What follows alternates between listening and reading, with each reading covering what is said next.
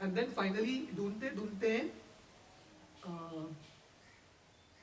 मेरू पर्वत पे आते हैं, और मेरू पर्वत के आगे फाइनली लास्ट पर्वत वेस्टर्न डायरेक्शन में, द लास्ट पर्वत वो है अस्तगिरी माउंटेन।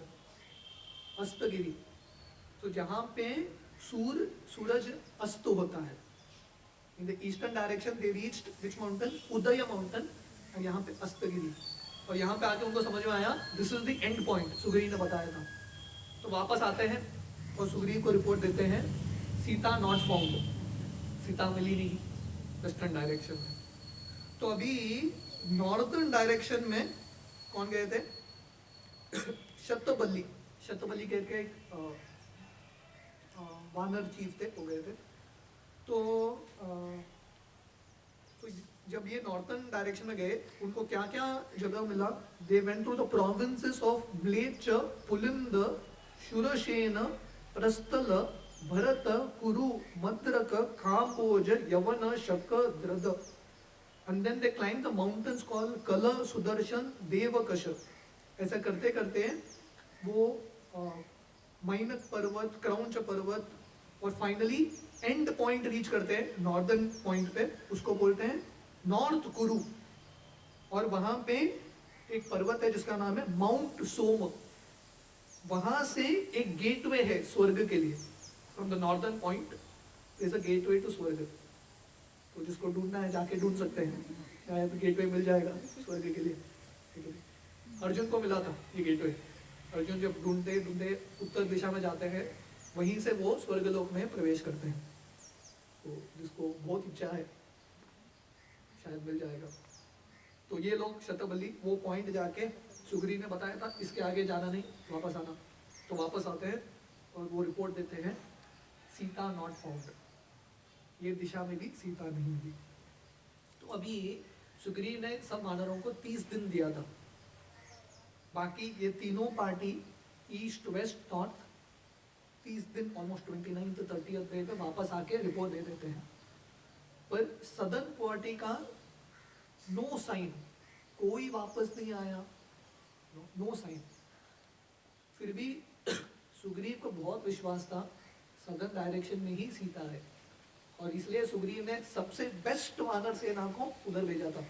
और स्पेशली सुग्रीव को हनुमान जी पे बहुत विश्वास था, जब तक हनुमान जी है निश्चित रूप से कुछ न कुछ शुभ समाचार आएगा वहां से।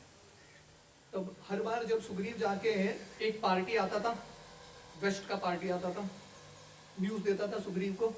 सुग्रीव राम को जाके मल्यवंत पर्वत पे, जो हम कल गए थे, राम ध्यान कर रहे हैं, सीता पे ध्यान कर रहे हैं, सुग्रीव जाके न्यूज देते थे Sita not found. Ram news सुनते थे, न्यूज सुन के फिर से ध्यान में बैठ जाते थे, अनडिस्टर्ब्ड, लॉट ऑफ होप। तो ऐसे पेशेंटली वेट करते गए और सब लोग रुके थे। अब तक तो सब न्यूज आ रहा है सीता नॉट फाउंड। राम सुग्रीव रुक रहे वो 3 शब्द के लिए, आई फाउंड सीता, पर अब तक वो शब्द सुना ही नहीं दिया। Time still there. तो ये सदर्न डायरेक्शन का जो पार्टी है, अंगद, जांबवन, हनुमान, नील, नल इत्यादि, तो जाते जाते वो एक जगह पे पहुंचते हैं जहां पे पूरा बंजर जमीन है, कुछ पेड़ नहीं, कुछ नहीं। 2 दिन चल रहे हैं, 3 दिन चल रहे हैं, बंजर जमीन। इतना प्यास लग रहा है उनको, कहीं पे भी पानी नहीं है, नो वाटर एट ऑल। तो सब मंदिर जाम्बुवन को पूछते हैं ऐसा कैसा कि इतना बड़ा विस्तार जमीन है और बिल्कुल पानी नहीं है। उस समय जाम्बुवन, क्योंकि बहुत पुराने समय से है, सब इतिहास उनको पता है, तो बोलते हैं यहाँ पे एक संत रहा करते थे जिनका नाम था कंदू, पर उनका जो पुत्र है बहुत कम उम्र में मर गया। और जब वो मरने की अवस्था में था, तो कंदू जो है हर एक व्यक्ति को पूछते हैं थोड़ा मदद करो, मेरा मदद। हर एक वहाँ के जो प्राणियां हैं, पेड़ हैं, पूछते हैं, पर कोई मदद नहीं करता कंदू का, और उनके पुत्र मर जाते हैं। तो ये कंदू को इतना गुस्सा आता है, बोलते हैं कि ये पूरा जो वन है बिना पेड़, पंक्षी और पौधे के रहेगा, बंजर जमीन बन जाएगा। तो इसलिए ये पूरा एरिया बंजर है। तो आगे जाते हैं और ये सब बंदर जो है काफ़ी दिन हो गए, खाए नहीं पिए नहीं, चल रहे हैं, आशा है कि कुछ मिलेगा कुछ मिलेगा।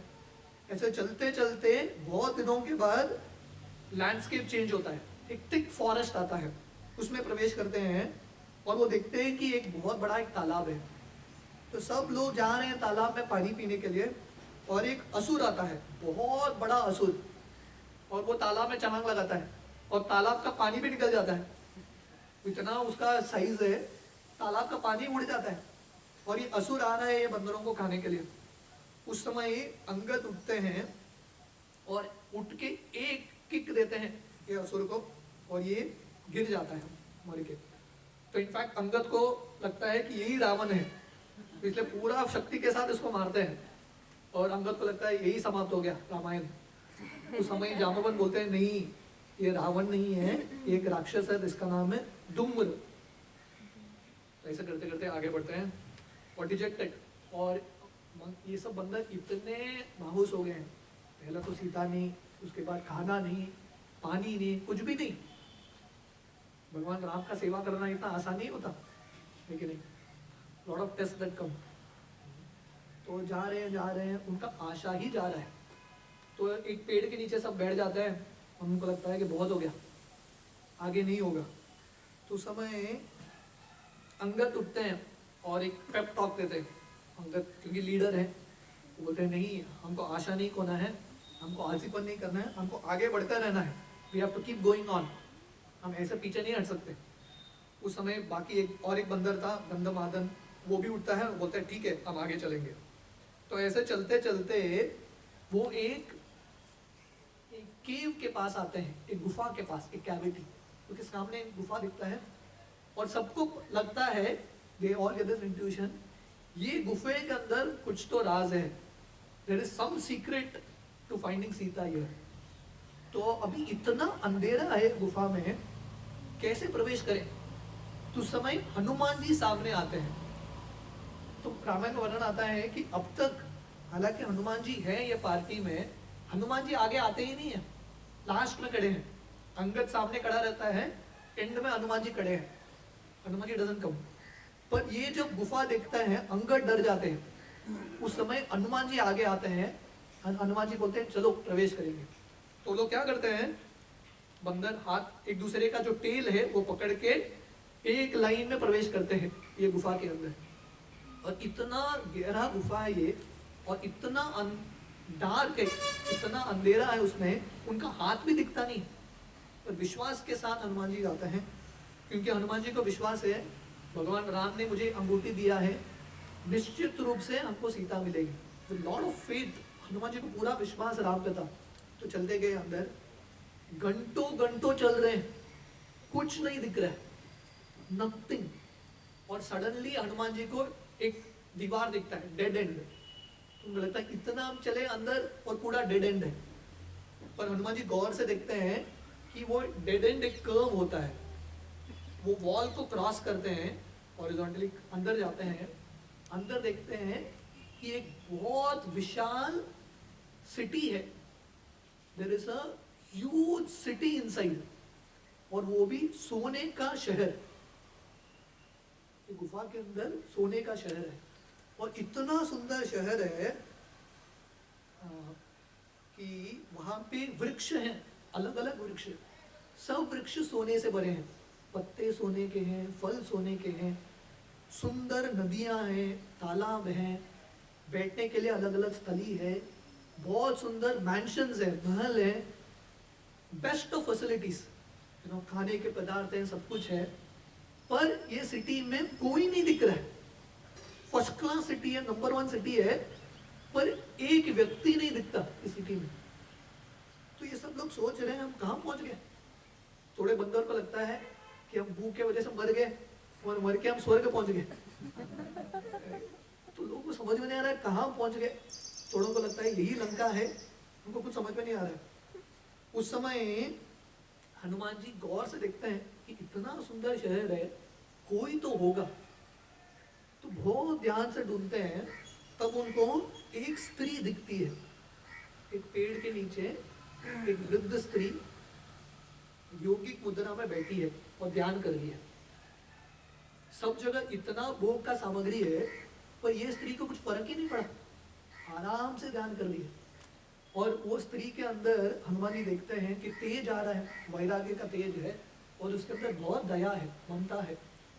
तो हनुमान जी जाते हैं इसके पास और उसको पूछते हैं, आप कौन हैं और हम कहाँ पे आए हैं, ये किसका शहर है, आप कृपा करके बताइए। तो ये जो स्त्री है वो अपना आंख खोलती है